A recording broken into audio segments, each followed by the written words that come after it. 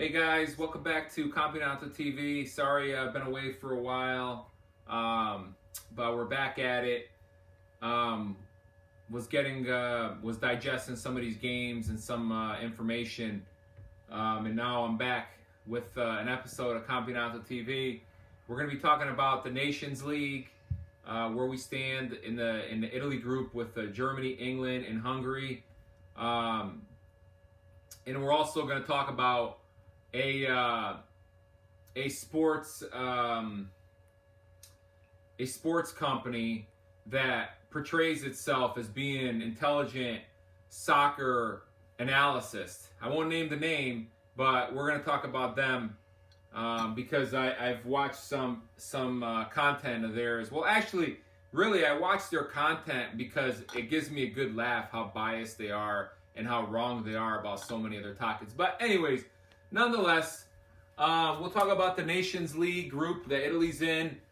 Italy, they have, like I said, Hungary, Germany, England, and themselves. And so Italy started off in Italy. They played Germany. It went to a 1-1 draw. They then played Hungary, and they beat them 2-1 in Italy. And then they went to England, and they got a 1-1 draw. Then they played Germany, and they lost 5-2. So right now they sit with 4 points out of 4 games. They had 2 draws. No, 5 points. 3, 4, yeah. Germany tie, Hungary win, and England tie. So 5 points. Germany, they have I believe they have 6 points. Germany has 6 points, and Hungary, they have 2 wins and a win and a draw, so they got 7 points. So 7, 6, 5, and in England they got 2 draws.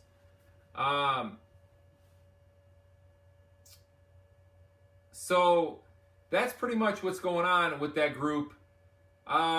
There's still 2 more games to go for Italy. They're gonna have to play England and Italy and Hungary away, which I do believe they're both winnable games. But as I mentioned before, Italy, they really don't have anything to play for besides not coming in last place in this group. So it would really be, in my opinion, stupid of the coach to play, his best lineup all the time and not see other players in competitive games. Because Italy, we're not looking to win Nations League, though it'd be nice. We're looking to win World Cups and European Cups. So if anybody watched the games with Italy, there's a lot of new players. After the Argentina-Italy Finalissima, where they played where they played more of the usual suspects like Verratti, Barella, Jorginho, Chiellini,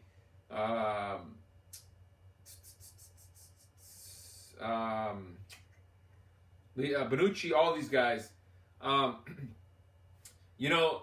they played that, they set the teams up against Germany, Hungary, England, and the last one against Germany.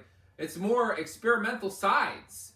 With younger talent to get them experience because they're looking forward to defending their European championship. I mean, it's not an excuse, but Germany, they smacked us 5-2, but they're preparing for the World Cup. So they're more likely putting out their top players out there to see how they click, how they're playing, what different could be done. So they're in a different mode than Italy, and it showed. They beat them 5-2. I watched this game over here,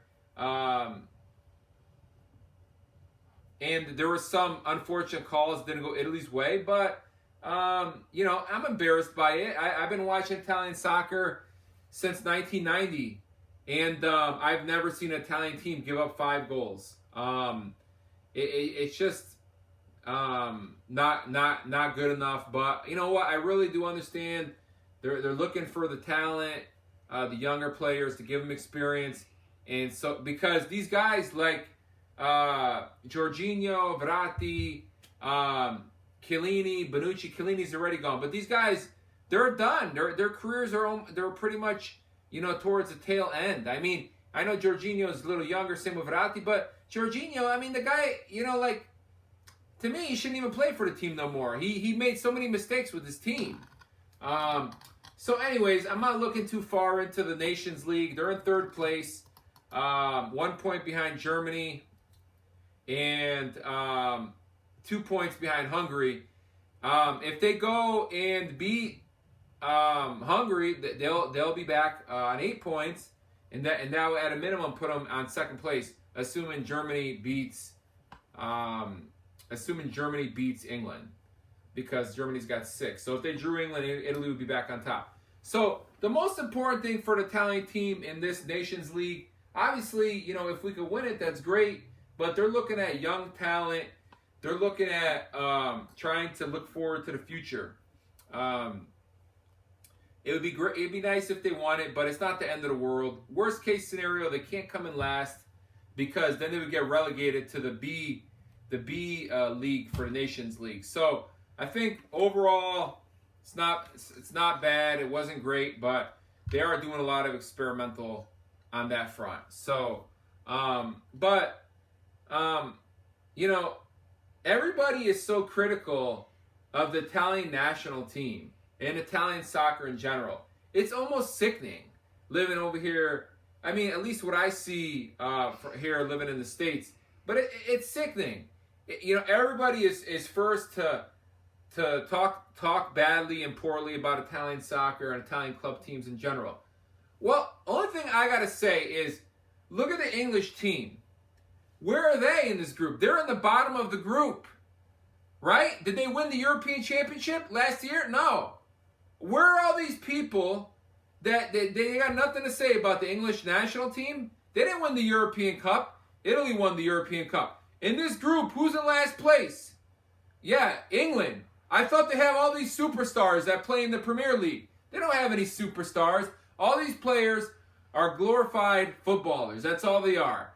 And that get overpaid amounts of money. And the only reason why that their club teams do decent is because they have foreign managers and they bring in foreign players because they have a lot more money to spend. But at the end of the day, where's the English national team in this group? They lost twice to Hungary, and they're at the bottom of their group. For a team that's preparing to go to the World Cup, they're bottom of the group. And I see these odds. I don't know where they get these odds from. I see them on some of these stations over here in the States, that England is the second favorite to win the World Cup. Are you kidding me? This team may not even make it out of the group. I don't care about your guy Grealish or Kane or Foden or whoever you got. I don't even know some of these guys. Harry Maguire. Wow, these are great. These guys, they would not do nothing in the Italian league. Believe me. Send them to Italy, and we're gonna see what they're gonna do. It's sickening. Like these companies that they always gotta talk smack about Italian football. Yeah, we know we got our issues. We know we have our issues we gotta fix. But I'm not gonna name the name of this company, but they always have these pundits on. They always have these pundits on. They're all pro-English, pro-Premier League. They're Liverpool fans. They're Venezuela fans. English Premier League fans. I just saw a video that they had on their show about they were pointing out that somebody from AC Milan said something negative about Italian football. Yada yada yada. I don't even know if this comment was true. Maybe, who knows? Maybe it isn't true. Maybe it is. I don't know. But and then these pundits over here, they're piggybacking on negative comments and making all their comments negative about Italian football, this and that, saying how they can't compare it to La Liga or to English Premier League. Really? They can't compare? Go look at the UEFA coefficients. Italian Serie A is the third strongest league in Europe. It's undeniable. It is statistically the third strongest. And this is what we're complaining about. We're complaining about if Italian league is the third best league in the Europe, or if they're the first best league. Basically, the bottom line, these teams are all pretty much neck and neck. When Inter, they played Real Madrid this year, the current Champions League champions. They dominate large portions of those games, but unfortunately, they didn't come out on top. They didn't get beat 5, 6, 7, 8, 9, 10, nothing. They were competitive in those games. You got then Inter, they play Liverpool, and Liverpool is the best, another Champions League finalist, and they should have beat Liverpool if you ask me. They beat them for most of the game in both legs. If it wasn't for a stupid Sanchez red card that killed the second leg, they probably would have beat them. So if these leagues are so much stronger, how come the best team in both of them, they're on par with the best Italian team? What's the problem? I don't get it. But back to what I'm saying. These pundits, they're poo-pooing the Italian league. They're saying they're the third best league in the Europe. So what does that mean exactly? The third best team, the best league. What about the hundreds of leagues around the world that don't even come close to being as good as the Premier League or the Spanish league or the Italian league? What are those considered then? The MLS, all these South American leagues, the Asian leagues, the African leagues, all these other leagues. There's probably several hundred leagues, professional soccer leagues in the world, and you guys got all this smack to talk on the internet and national TV about a league that's a third place in the world, the third strongest league, the league that provided the players for the current European champions. This is silliness. These pundits, they were talking on this channel. They were saying how the feel and look of the Italian league is not as good as the Premier League and the Spanish league. I mean, it depends what you want, Yeah, it's no denying it that some of the Italian soccer teams, the clubs in Serie A, they need new stadiums, right? But Juventus, they got a new stadium. Roma, that stadium had a lot of renovation for Lazio and Roma. They had the opening game of the Euro 2000. If it was such a crappy stadium, why would they have the opening game there of the Euro 2000? The San Siro, yeah, it would be nice to have a newer stadium, but that's been updated, and they're in the works of getting a new stadium. But still, it's an iconic stadium. Atalanta, they renovated their new stadium. Udinese, they renovated their new stadium. Bologna, they're in the process of renovating their new stadium. And there's many others. Yeah, Napoli, they could do with another stadium, but still, it's an older stadium. I frankly, being a hardcore football fan, I would like to go to that stadium. I don't care about the glitz and glamour. I care about being around a real football atmosphere. And if you go to Sao Paulo, to Diego Maradona at a big game, that's a real soccer environment, football environment. So yeah, I agree. The Premier League, they have newer stadiums. Whatever, we're the Italians, we're working on getting some newer stadiums. It's tough in Italy. There's a lot of red tape. Then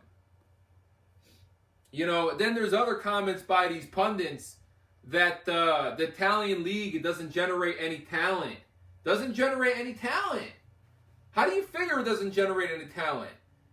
The European champions, all the players on the team, minus one or two, were all from the Serie A. How can the European champions, how come they won the European Cup with all pretty much Serie A players, with the exception of Verratti and Jorginho?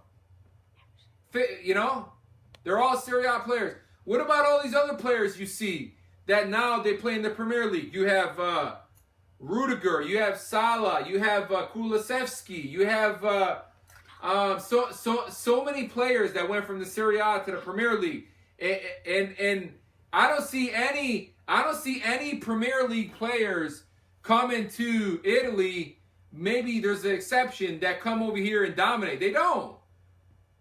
You don't. The Italian league doesn't make any talent. What about all Italian players? You have Raspadori, you have Tonali, you have Chiesa, you have Donnarumma, you have Barella, you have Bastoni. Lots of talent, lots of talent. I don't get these comments. These people that make these comments, I don't think they watch any Italian football or know anything about football. The only thing they know is that they want to talk poorly about Italian football, probably because they're jealous that the Italian football has more national cups and has been successful in the past, more successful, and we've just been a known powerhouse in football. As of late, we've been down, but we'll be back. The other comments like, "Oh, how good can a league be when they're bringing old players from the Premier League that they couldn't cut it?" What players from the Premier League? What players are you talking about? I mean, Giroud? I mean, he's not a 40-year-old player. I think he's probably like 32, 33. There's a lot of talent in the Serie A that hasn't played in the Premier League. I mean, you have Vlahovic. You got let's talk about Juventus. You got Vlahovic, Chiesa. Who else is on that team? You have De Ligt. You have Locatelli. There's many talents on Juventus. Let's go to Inter. They have Barella. They got Brozovic. They got many different players. Vidal. They have Bastoni. Many players. We keep going. AC Milan. We have Leao. We got Theo Hernandez. We have Tonali. They have Brahim Diaz. They got many different players. They never played in the Premier League. They play in the Italian league. Napoli. They got Fabian Ruiz, Koulibaly. Who else? They got Mario Rui. Just class players. These players I'm talking about, they all play. They're pretty much starters on their national teams. Portugal, France, Spain. You guys, they're talking about that the only players that the Italian league gets is some old players from the Premier League that they couldn't cut it. What? Because they got one player, Giroud over there. Lukaku, the guy who wanted to leave last year to go to the Premier League, and he went to a team that historically ruins players. Look at Chelsea when they had Shevchenko. He did nothing over there. Same thing. Same thing with Lukaku. These coaches, they don't know how to play these players. And you're going down to saying that, they're playing in the easier league in Serie A. That's why they're better. It's silliness.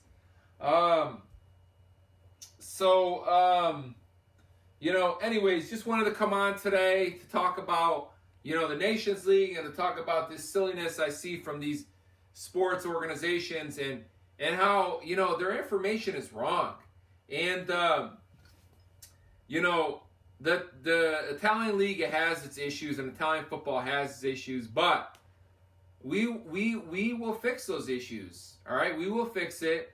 The league will get fixed. We'll get help the infrastructure, and we'll be back. And just think, when we're back, we compete now. When we're back, these other clubs are going to have a problem. So, anyways.